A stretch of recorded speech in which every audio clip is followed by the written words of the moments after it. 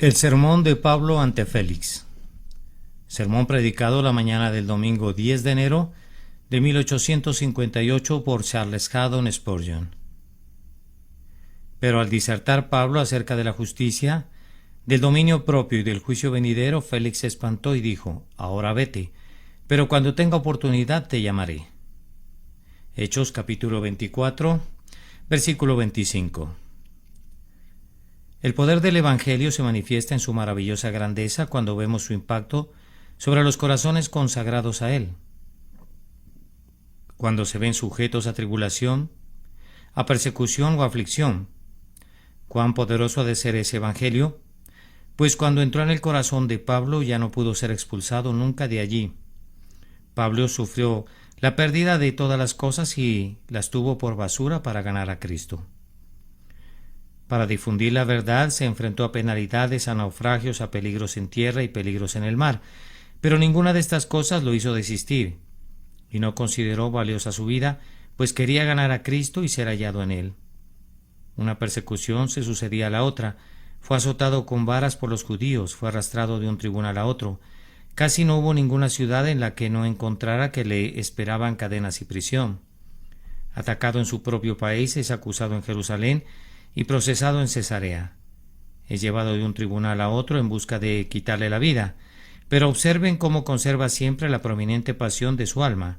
No importa dónde lo pongan, pareciera ser como John Bunyan, que dice: «Si me dejaran salir hoy de la prisión, predicaría otra vez mañana el Evangelio, por la gracia de Dios».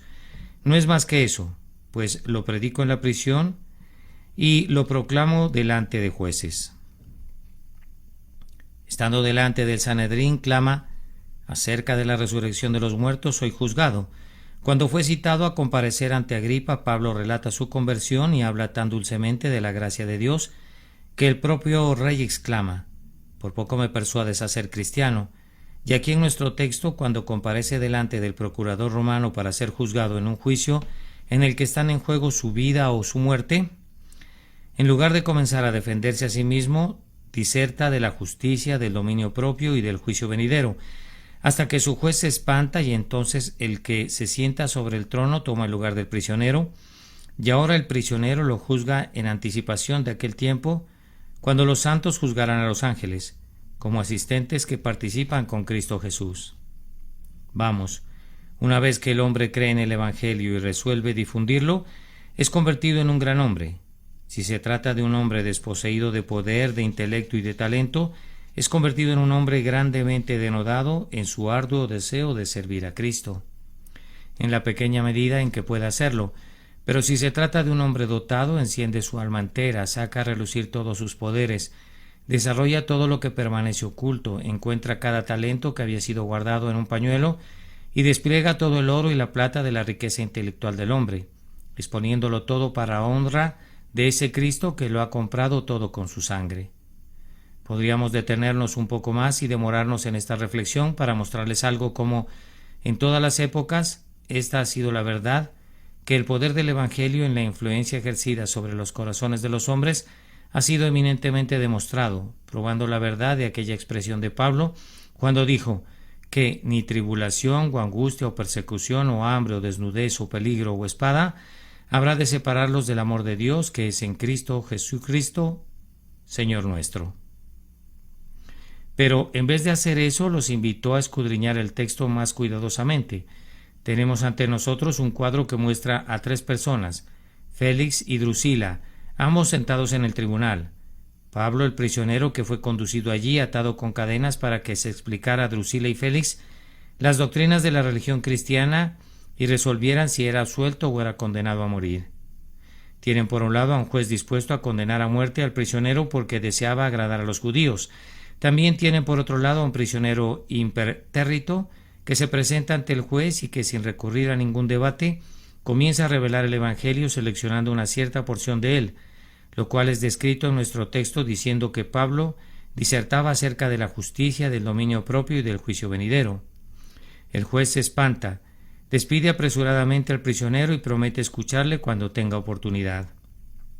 Entonces, consideren en primer lugar el sermón apropiado, noten en segundo lugar el oyente afectado, pues el que le escuchaba estaba en verdad conmovido. Félix se espantó. Luego noten en tercer lugar la lamentable desilusión. En vez de que se prestara atención al mensaje, la única respuesta que recibió fue: ahora vete. Entonces, en primer lugar, tenemos un sermón apropiado. Solo escuchen por unos pocos momentos la historia de Félix. Félix fue originalmente un esclavo. Fue manumitido por Claudio y posteriormente se convirtió en uno de los infames favoritos del emperador. Por supuesto que estando en esa posición, Félix consentía los vicios de su señor y estaba preparado en todo momento a complacer cualquier deseo lascivo de su abominable corazón. Gracias a esto fue promovido y escaló todos los peldaños del sistema de ascensos en Roma hasta que obtuvo el cargo de gobernador de Judea. Siendo gobernador allí, cometía todo tipo de actos de extorsión que le fueran posibles y llegó a tal extremo, al final, que el emperador Nerón se vio obligado a destituirlo, y habría sido severamente castigado por sus crímenes, a no ser por la influencia que tenía su hermano Palas, otro liberto con el emperador a través de quien obtuvo la exoneración, no sin antes recibir una severa reprensión. El historiador romano Tácito comenta: él desempeñaba las funciones imperiales en Judea con un alma mercenaria. Entonces pueden ver con facilidad cuán apropiado era el discurso, cuando el apóstol Pablo disertaba acerca de la justicia. Félix había sido un extorsionador injusto, y el apóstol seleccionó a propósito la justicia como uno de los tópicos de su discurso. Junto a Félix estaba sentada Drusila. En el versículo que precede a nuestro texto, ella es llamada su mujer. Se dice que era judía. Esta Drusila era la hija de Herodes Agripa, el Grande. Era una mujer notable en aquella época por sus encantos superlativos y por su voluptuosidad desenfrenada. Había estado allí comprometida con Antíoco, quien a la muerte de Herodes rehusó casarse con ella. Posteriormente se casó con un reyezuelo sirio de nombre Asiso de Emesa, el cual, aunque era un pagano, estaba tan enamorado de ella que se sometió a los más rigurosos ritos de la religión judía para conseguirla en matrimonio. Su amor fue muy mal correspondido, pues en poco tiempo ella lo abandonó por instigación de Félix, y al momento del mensaje de Pablo estaba viviendo como la mujer del lascivo Félix. Entonces podemos entender fácilmente por qué el apóstol Pablo, fijando su severa mirada en Drusila, disertó acerca de la continencia y públicamente censuró tanto a Félix como a Drusila por la desvergonzada lascivia en la que vivían públicamente. Y luego ustedes podrán imaginar cuán sorprendentemente apropiado era el último de los temas, el juicio venidero, puesto que se había iniciado un juicio y el propio Félix era juez y Pablo era el prisionero. Creo, hermanos míos, que no sería muy difícil imaginarnos cuán adecuadamente el apóstol manejó su tema. Yo concibo que Félix esperara tener una gran disquisición sobre algunos temas recónditos del Evangelio. Posiblemente esperara que el apóstol disertara acerca de la resurrección de los muertos. Pensó tal vez que la predestinación, la elección y el libre albedrío serían los tópicos del discurso del apóstol. En verdad, pensaría, medirá esas cosas profundas y ocultas en las que el Evangelio de Jesús difiere del judaísmo, pero no fue así. En otro lugar, sobre la colina de Marte, el apóstol hablaría sobre la resurrección.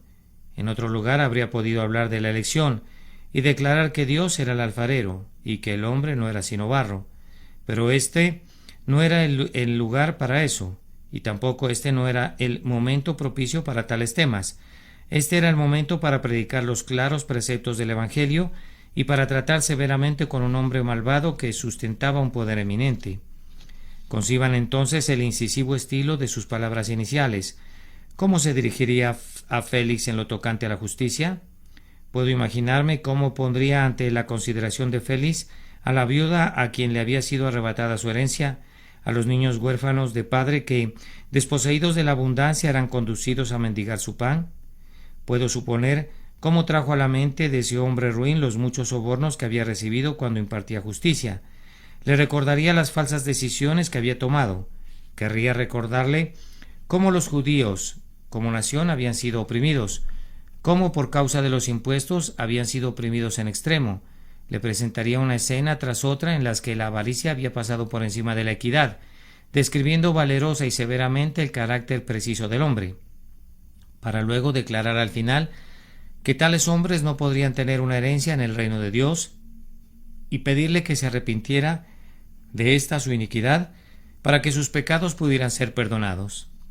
Luego, amable y delicadamente, volviéndose a la otra persona, puedo imaginar cómo fijaría sus ojos en Drusila y le recordaría que ella había perdido todo aquello por lo que una mujer había de vivir, y comentaría solemnemente los más poderosos motivos que prevalecían en su lascivo corazón, y luego, dirigiéndose a Félix, le recordaría que los adúlteros y fornicarios y personas inmundas no tienen una herencia en el reino de Dios.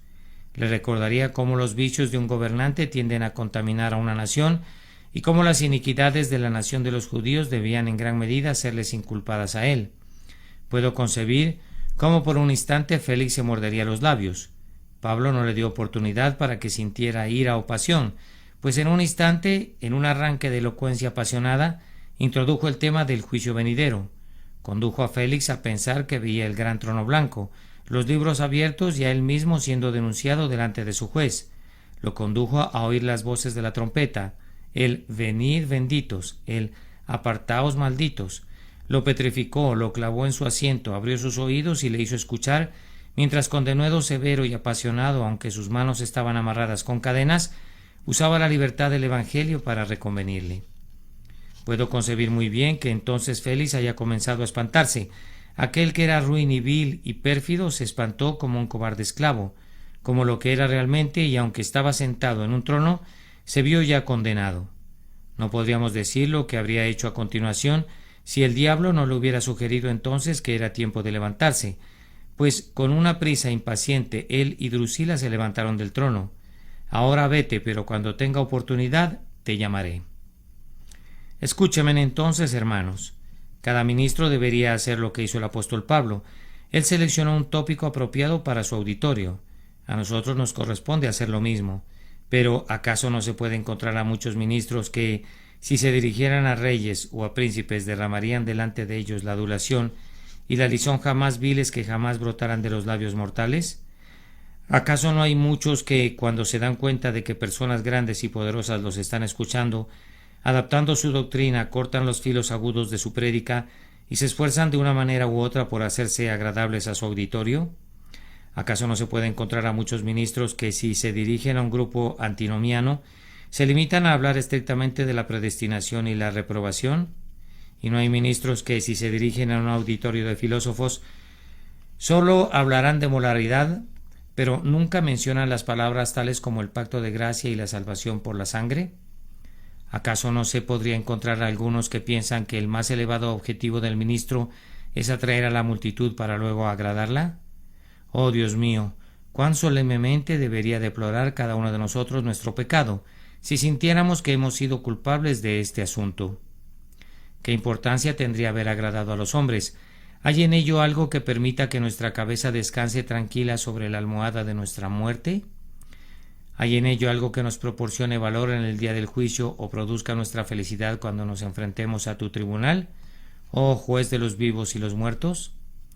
No, hermanos míos, debemos siempre tomar nuestros textos de tal manera que apuntemos hacia nuestros oyentes con todo nuestro poder. Yo espero no predicar nunca delante de una congregación. Yo deseo siempre predicarles a ustedes. Tampoco deseo exhibir poderes de elocuencia, ni tampoco pretendería ninguna profundidad de erudición.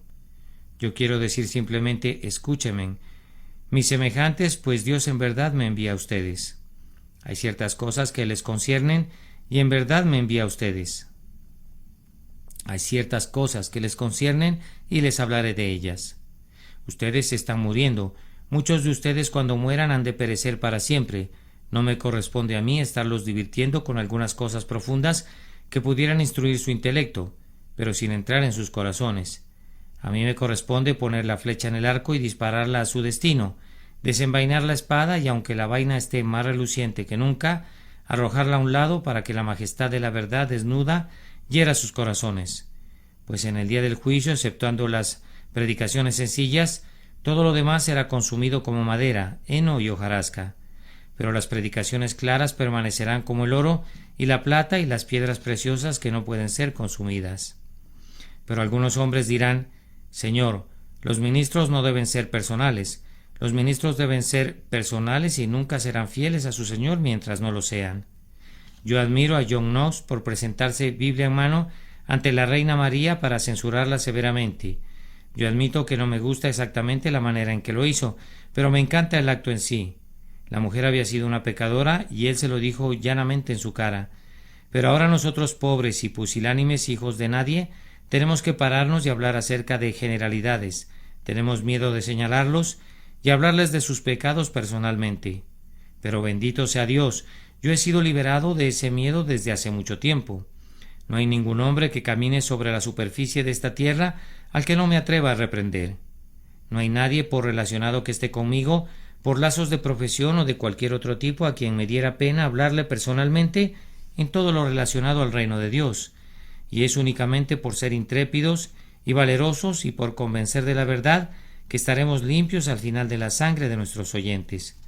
Que Dios nos conceda el poder de Pablo para que podamos disertar sobre los temas apropiados y que no seleccionemos generalidades cuando debamos decir la verdad para convencer a la conciencia de nuestros oyentes. Después de todo, el apóstol Pablo no necesita ningún elogio. El mejor elogio que podría rendirse al apóstol fue el comentario de que Félix se espantó, y eso nos conduce a la segunda parte de nuestro tema. Félix se espantó. Sí, el pobre prisionero, sin contar con nada que le ayudara en la predicación de la verdad y más bien teniendo todo en contra, las cadenas, el uniforme de prisionero, la imagen de uno que había promovido la sedición en una nación, este pobre presidiario con mano creyente tomó la espada de la verdad y con esto partió las coyunturas y los tuétanos, le arrancó los bigotes al león en su guarida. Aún ahora le veo mirando severamente al gobernador en su cara, atacándolo en su corazón, rebatiendo sus excusas, hundiendo la palabra con él con la bayoneta de la verdad, echándolo de cada uno de los refugios de mentiras y llegando a espantarlo. Oh, qué maravilloso es el poder del Evangelio predicado. Oh, cuán poderosa es la verdad de que Dios está con el ministerio, porque cuando los reyes de la tierra consultan unidos todavía desfallecen ante él. ¿Quién es aquel que no ve aquí algo más que elocuencia humana? Cuando un prisionero se convierte en juez y el príncipe que está sobre el trono se convierte en el criminal. Félix se espantó. ¿No hay algunas personas aquí presentes que hayan experimentado los mismos sentimientos que Félix? ¿Algún ministro de habla sencilla les dijo algo que era más bien demasiado sencillo para ustedes? Al principio se enojaron, después que lo pensaron bien y conforme el hombre proseguía en su discurso, ustedes se sintieron mortificados por haberle dado la oportunidad de que los expusiera de esa manera según lo imaginaban. Luego les vino un mejor pensamiento y vieron de inmediato que el hombre no tenía ninguna intención de insultarlos personalmente y luego sus sentimientos cambiaron. Una centella tras otra brotaba de sus labios, parecía el propio Júpiter tonante, sentado en su trono arrojando rayos de sus labios. Ustedes comenzaron a temblar. En verdad aquí está un hombre que me ha dicho todo lo que he hecho siempre. ¿Acaso no es este un hombre enviado de Cristo? Ah, y de esta manera han dado su testimonio de la verdad del Evangelio. Aunque no hayan sentido su poder para su salvación, han sido testigos involuntarios de que el Evangelio es verdadero, pues han sentido su poder cuando ha puesto sus rodillas a temblar y sus ojos derramaron muchas lágrimas. Pero, ¿qué es lo que hace que los hombres se espanten bajo el sonido del Evangelio? Algunos dicen que es su conciencia. Sí, y sin duda lo es en algún sentido. El poeta dijo: la conciencia nos hace cobardes a todos, y ciertamente cuando la exposición del ministro es fiel y pertinente a nuestro propio caso, la conciencia, si no está completamente cauterizada y muerta, hará sonrojar nuestras mejillas. Pero yo entiendo que la conciencia en sí misma es tan completamente corrupta, conjuntamente con todos los otros poderes de la condición humana, que nunca haría que un hombre fuese tan lejos como llegar a espantarse, si no hubiese algo que obrara en la conciencia y solo fuese confiada a la obra de su propia fuerza natural. Hermanos míos, yo creo que lo que algunas personas llaman convicción natural es después de todo la obra del Espíritu. Algunos teólogos muy profundos son tan entusiastas de la doctrina que afirman que el Espíritu Santo obra siempre eficazmente, que opinan que el Espíritu no puede obrar nunca una emoción transitoria en el alma de un hombre. Ellos imputan tales cosas a la conciencia y si ven a un hombre como Félix espantado dicen que se trata de la conciencia natural. Ahora, ellos no ven que en esto están tocando otra doctrina igualmente amada por ellos, la doctrina de la depravación total, pues si los hombres son totalmente depravados por naturaleza, entonces ¿cómo espantarse es algo bueno? No serían capaces ni siquiera de eso sin alguna influencia del Espíritu Santo. El hecho es, querido lector, que el Espíritu Santo obra de dos maneras. En los corazones de algunos hombres, Él obra con gracia restrictiva solamente, y la gracia restrictiva, aunque no los salve, es suficiente para impedirles que se entreguen a los vicios corruptos y evidentes a los que se entregan algunos hombres que se quedan por completo sin los constreñimientos del Espíritu. Ahora en Félix había alguna pequeña porción de esta gracia restrictiva, y cuando el apóstol le presentó el Evangelio, esta gracia restrictiva revivió su conciencia y condujo a Félix a espantarse. Noten que el hombre puede resistir, y en efecto resiste esta gracia restrictiva, pues no obstante que el Espíritu Santo es omnipotente y que no puede ser resistido nunca cuando obra omnipotentemente, sin embargo, al igual que el hombre fuerte, algunas veces no ejerce toda su fuerza, sino que se esfuerza con su dedo, por ejemplo, de tal manera que permite que incluso un mosquito o una hormiga lo dominen. Asimismo, el Espíritu Santo obra algunas veces solo temporalmente y por buenos y excelentes propósitos, que siempre logra, pero Él permite que los hombres apaguen y resistan sus influencias de tal forma que la salvación no es asequible de esa forma. Dios el Espíritu Santo puede obrar en los hombres algunos buenos deseos y sentimientos, y sin embargo podría no tener ningún propósito de salvarlos. Pero noten que ninguno de estos sentimientos son cosas que acompañen la salvación, pues si así fuera continuarían. Pero Él no obra omnipotentemente para salvar, excepto en las personas de sus propios elegidos, a quienes ciertamente atrae así.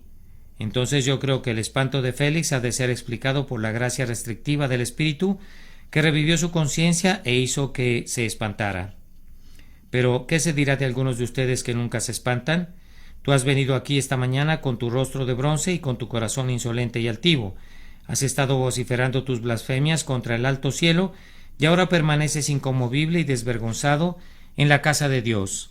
Aunque un Baxter resucitara de los muertos y con conmovedoras lágrimas y suspiros predicara el Evangelio, tú te reirías y te burlarías, aunque Boanerges, con una lengua de trueno, viniera y te predicara, tú fruncirías el labio y encontrarías alguna falla en su oratoria, y sus palabras nunca alcanzarían tu corazón. Oh generación impía, ¿cómo Dios los ha dado por perdidos y cómo los ha embelesado el infierno?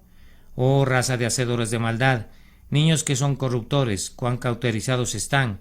Mi alma lee con una mirada profética la escritura sobre la pared. Ustedes ya han sido condenados, ustedes dejaron atrás toda esperanza, árboles otoñales sin fruto, 2 veces muertos y desarraigados. Pues en el hecho de que ustedes no se espantan, hay una prueba no sólo de su muerte, sino de su positiva putrefacción. Han de morir como son, sin esperanza, sin confianza ni refugio, pues quien ha perdido el sentimiento ha perdido la esperanza. El que ya no tiene la conciencia ha sido abandonado por Dios, el Espíritu Santo, y ya no contenderá con él para siempre. Y ahora, pasando rápidamente este punto del auditorio espantado, llegamos a continuación a la lamentable desilusión que experimentó Pablo, cuando vio que Félix se levantaba con celeridad y lo despedía de su presencia. Es maravilloso, díjole una vez un hombre a un ministro, es maravilloso ver a toda una congregación conmovida hasta las lágrimas por la predicación de la palabra. Sí, respondió ese ministro, es maravilloso, pero yo conozco una maravilla 10 veces mayor que esa. La maravilla es que esa gente se limpie sus lágrimas tan rápido y olvide lo que ha escuchado. Es maravilloso que Félix se espantara delante de Pablo. Es más maravilloso aunque Félix dijera, ahora vete. Es extraño, es sorprendentemente extraño que cuando la palabra toca la conciencia, aun entonces el pecado tiene tal poder sobre los hombres que la verdad puede ser resistida y expulsada del corazón. Félix, infeliz Félix, ¿por qué es que te levantas de tu asiento en el tribunal? ¿Es tal vez porque tienen muchos asuntos que resolver? Detente, Félix, deja que Pablo te hable un minuto más. Tú tienes negocios, pero ¿no te importa tratar los asuntos de tu alma? Detente, hombre infeliz. ¿Acaso estás a punto de ser un extorsionador otra vez? ¿De nuevo vas a darle mayor peso a tus riquezas personales? Oh, detente. ¿No puedes dedicar otro minuto a tu pobre alma? ¿Ha de vivir para siempre? ¿No has reservado nada para ella, ninguna esperanza en el cielo, nada de la sangre de Cristo, ningún perdón de pecado, ningún espíritu santificador, ninguna justicia imputada? Ah, hombre, habrá un tiempo cuando el asunto que te parezca más importante demostrará no haber sido una ensoñación, un pobre sustituto para las sólidas realidades que tú has olvidado. ¿Acaso respondes, no, El rey me ha hecho un encargo urgente, debo atender asuntos de César. Ah, Félix, pero tú tienes un monarca más grande que César. Hay uno que es emperador del cielo y señor de la tierra. ¿No puedes dedicarle un momento para ejecutar sus mandatos? Delante de su presencia César no es sino un gusano. Hombre, ¿obedecerás a uno y despreciarás a otro? Ah, no. Yo sé que lo que no te atreves a decir, Félix, tú estás apartando de nuevo para entregarte a tus placeres lascivos. Vete y que vaya Drusila contigo, pero detente, ¿te atreverías a hacer eso con esas últimas palabras resonando en tus oídos, el juicio venidero? ¿Cómo? ¿Acaso repetirás esa inexcusable tardanza que ya te ha condenado y regresarás a empapar tus manos con la lascivia y condenar doblemente tu espíritu después de las advertencias sentidas y oídas? Oh, hombre, yo podría llorar por ti al pensar que, como el novillo va al matadero y como la oveja lame el cuchillo, así también te diriges al pecado que te destruye y a la concupiscencia que te arruina. Ustedes también, muchos de ustedes, han quedado grandemente impresionados bajo el ministerio, pero yo sé lo que han dicho la mañana del lunes. Después de los profundos escudriñamientos de corazón efectuados el día domingo, han dicho: debo atender mis negocios, debo cuidar de las cosas de este mundo.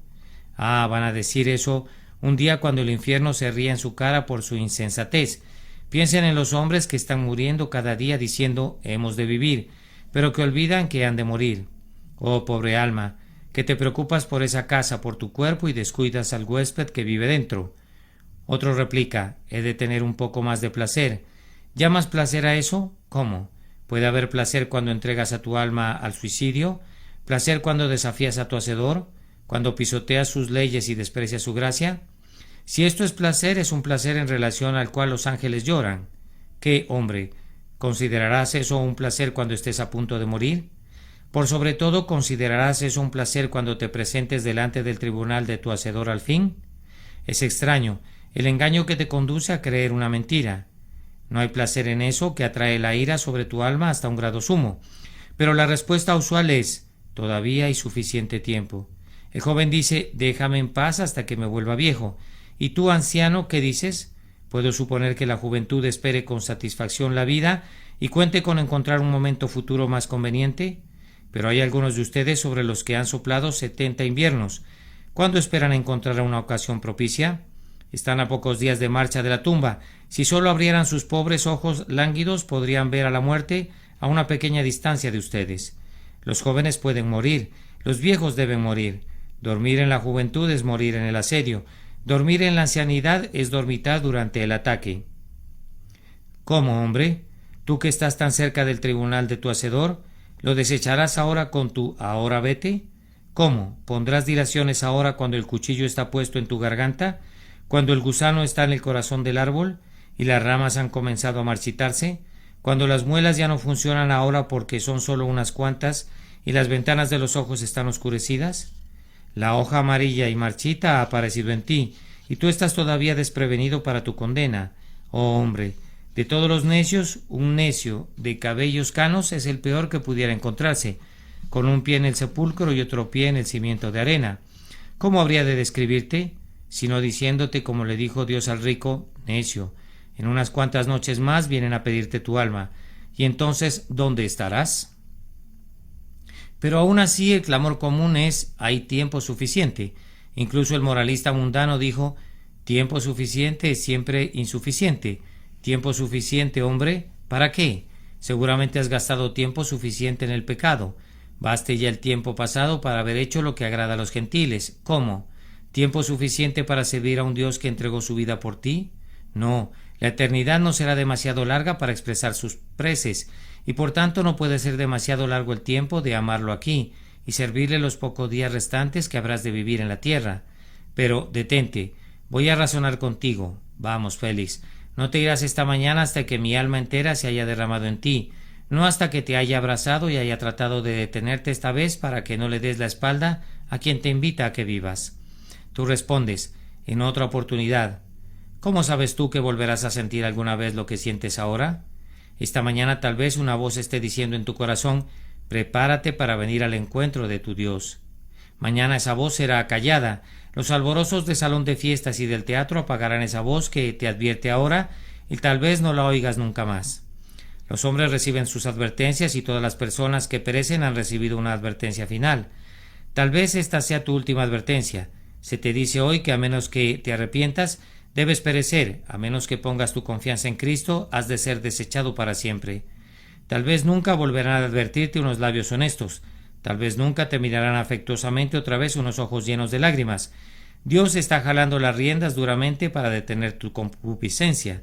Tal vez si hoy das coces contra el bocado del freno y prosigues locamente tu carrera, Él echará las riendas tras tu espalda diciendo déjalo, y luego es una oscura carrera de obstáculos entre la tierra y el infierno, y correrás en ella en loca confusión, no pensando nunca en un infierno hasta que te encuentres más allá de toda advertencia, más allá del arrepentimiento, más allá de la fe, más allá de la esperanza. Pero además, ¿cómo sabes tú, si volvieras a tener de nuevo estos sentimientos alguna vez, que Dios te aceptará entonces? Hoy dice, si oyereis hoy su voz, no endurezcáis vuestros corazones. En esta hora su amor llora por ti, y sus entrañas te anhelan vivamente. Hoy dice, venid luego y estemos a cuenta. Si vuestros pecados fueren como la grana, como la nieve serán emblanquecidos. Si fueren rojos como el carmesí, vendrán a ser como blanca lana. ¿Pones hoy un oído sordo a sus palabras? ¿Desprecias hoy su invitación y desdeñas su advertencia? Pon atención. Un día podrías necesitar lo que ahora desprecias y entonces podrías clamar a Él, pero no te oirá. Podrías entonces suplicarle, pero Él desechará tu oración, y su única respuesta será yo llamé. Recuerda el Surrey Music Hall aquella mañana. Yo llamé y no quisiste oír. Tú estabas apoyado contra esa columna bajo el balcón. Yo llamé y tú rehusaste. Extendí mi mano como queriendo atraerte a mi pecho y no hubo quien atendiese. Tú estabas allí en el balcón. Escuchabas, pero era como si no oyeras. Por tanto, y oh, qué terrible conclusión, también yo me reiré en vuestra calamidad y me burlaré cuando os viniere lo que teméis. Alto, esas no son mis palabras, son las palabras de Dios. Vayan al libro de Proverbios y las encontrarán allí. Sería algo duro que yo dijera eso de Dios, pero Dios lo dice de sí mismo. Y Dios es veraz, aunque todo hombre sea mentiroso. Y si Él es veraz, ¿cómo sabes tú que no menospreciará tu oración un día, que no escuchará tu clamor y que te proscribirá para siempre? Pero además, ¿cómo sabes que has de vivir para ser advertido de nuevo? Un ministro dijo una vez, cuando yo le sugerí delicadamente que no había predicado el Evangelio esa mañana, no tenía la intención de predicar a los pecadores en la mañana, pero les voy a predicar en la noche. Ah, respondí, pero ¿qué pasaría si alguien de tu congregación de la mañana está en el infierno antes de que llegue la noche? Lo mismo podría decirte a ti. Has prometido ir hoy a la casa de un amigo y piensas que no puedes romper esa promesa. Quisieras poder hacerlo. Quisieras poder ir a casa y caer de rodillas y orar, pero no puedes hacerlo porque tu promesa te ata. Tendrás un momento propicio uno de estos días, y así el Dios Todopoderoso ha de esperar la conveniencia del hombre. ¿Cómo sabes que vivirás hasta que esa conveniencia se presente? Un poco de calor en exceso o demasiado frío dentro del cerebro, un flujo demasiado rápido de la sangre o una circulación demasiado lenta de la misma. Basta que los fluidos del cuerpo se vayan por el lugar equivocado y estás muerto. Los peligros pululan por todo el terreno para cargarte a la tumba, y torvas enfermedades aguardan en derredor para apresurar a los mortales al hogar. Oh, ¿por qué te atreves entonces a posponerlo diciendo ¿todavía tengo tiempo suficiente? ¿Será salvada tu alma jamás porque digas todavía tengo tiempo suficiente? Muy bien, dice el arzobispo Tillotson. Un hombre podría decir estoy resuelto a comer, pero la resolución de comer nunca alimentará su cuerpo. Un hombre podría decir estoy resuelto a beber, pero la resolución de beber nunca apagará su sed. Y tú podrías decir estoy resuelto a buscar a Dios con el tiempo, pero tu resolución no te salvará. No es el oyente olvidadizo, sino el hacedor de la palabra el que será bendecido por ella. Oh, que pudieras decir ahora, hoy Dios mío, hoy yo confieso mi pecado, hoy te pido que manifiestes tu gracia, hoy recibe mi alma culpable y muéstrame la sangre del Salvador. Hoy yo renuncio a mis necesidades, a mis vicios y a mis pecados, constreñido por la gracia soberana, hoy desecho mis buenas obras como mi base para confiar. Hoy clamo, nada en mis manos traigo, simplemente a tu cruz me aferro. Oh, Feliz es aquel ministro que tenga un auditorio así. Ese ministro sería más feliz que Pablo si supiera que su congregación ha dicho esto. Ven, oh Espíritu Santo, y atrae a los corazones renuentes y haz que se inclinen delante del cetro de la gracia soberana. Predicar, ustedes pueden verlo, hace que pierda mi voz. Ah, no es eso. No es la predicación, sino el estar suspirando por sus almas lo que representa un duro trabajo. Yo podría predicar indefinidamente, podría pararme aquí día y noche para hablarles del amor de mi Señor y advertir a las pobres almas, pero lo que se me afecta es el pensamiento posterior que me seguirá cuando descienda las escaleras de este púlpito, que muchos de ustedes, amigos míos, desdeñarán esta advertencia. Ustedes se irán, saldrán a la calle, bromearán, se reirán. Mi Señor dice: Hijo de hombre, ¿has oído lo que los hijos de Israel dicen de ti? He aquí tú eres como uno que toca una tonada con un instrumento. Gozan contigo y luego siguen su camino. Sí, pero eso no tendría importancia. Que se rían de mí no es gran molestia para mí. Puedo gozarme con las burlas y los desprecios. Las caricaturas, las sátiras y las calumnias son mi gloria. De estas cosas me jacto, en estas cosas me gozo. Pero que ustedes se aparten de su propia misericordia, esa es mi aflicción. Escúpanme, pero arrepiéntanse. Ríasen de mí, pero crean en mi Señor. Conviertan mi cuerpo en la basura de las calles si quieren, pero no condenen su propia alma. No desprecien su propia misericordia. No desechen el Evangelio de Cristo. Hay muchas otras formas de hacerle al tonto, además de esa. Lleven carbones en su pecho. Golpeen sus cabezas contra la pared para que otros necios se rían, pero no condenen sus almas por el simple objetivo de ser necios. Dedíquense con seriedad a un tema serio. Si no hubiese uno más allá, vivan como quieran. Si no hubiera un cielo, si no hubiera un infierno, ríanse de mí. Pero si estas cosas son ciertas y creen en ellas, los exhorto, puesto que los veré en el tribunal del Señor Jesús en el día del juicio. Los exhorto por su propio bienestar inmortal, que reciban estas cosas en el corazón. Prepárense a venir al encuentro de su Dios, oh hijos de Israel, y que el Señor les ayude en esto, por Jesucristo nuestro Señor. Amén. El sermón de Pablo ante Félix. Sermón predicado la mañana del domingo 10 de enero de 1858 por Charles Haddon Spurgeon.